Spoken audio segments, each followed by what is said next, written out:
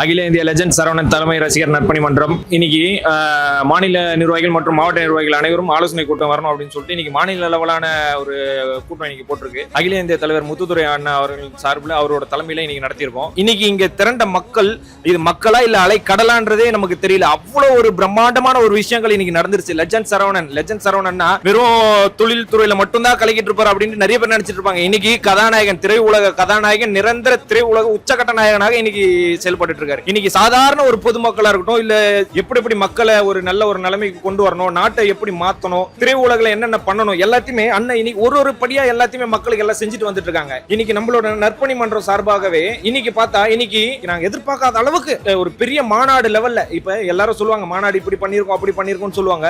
இன்னைக்கு மாநாடுன்னு நாங்க சொல்லல, மாநாடை விட பிரம்மாண்டமா கடல் போல மக்கள் ஃபுல்லா எந்த பக்கம் பார்த்தாலும் மக்கள் தான் இருக்காங்க. எதுக்காக? நம்ம அகில இந்திய லெஜண்ட் சரவணன் அண்ணனுக்காக வந்திருக்கோம். லீடர் நம்ம அண்ணன் வந்து 2 திரைப்படம் தான் நடிச்சிருக்காப்ல. 2வது படம் வந்த உடனே தமிழ்நாடு முழுக்க எவ்வளவு ரசிகர் மட்டத்தில் இருக்கவங்க எல்லாருமே இன்னைக்கு அண்ணன் பின்னாடி வந்துட்டாங்க. அண்ணன் தான் இனிமே திரையுலகத்துல உச்ச நாயகனா இருப்பார் அப்படின்னு சொல்லிட்டு மொத்த மக்களும் இன்னைக்கு அண்ணன் பின்னாடி தான் வந்து நிக்கிறாங்க. அவ்வளவு ஒரு சந்தோஷம், அவ்வளவு ஒரு விருப்பம் இன்னைக்கு அண்ணன் மேல. முக்கியத்துவம் கொடுக்குறாங்க மக்கள் எல்லாருக்குமே. அவ்வளவு முக்கியத்துவம் கொடுத்து நம்ம ரசிகர்கள், நம்ம ரசிகர் மன்றத்துல இருக்கவங்க, நம்ம மக்கள் எல்லாருக்குமே என்னென்ன பண்ணணும், நம்ம நற்பணி மன்றம் சார்பா என்ன பண்ணணும், ரசிகர்களுக்கு என்ன பண்ணணும், எல்லாத்தையுமே இன்னைக்கு எல்லாமே லிஸ்ட் போட்டு எல்லாம் பண்ணிட்டு இருக்காரு பக்காவா இன்னைக்கு.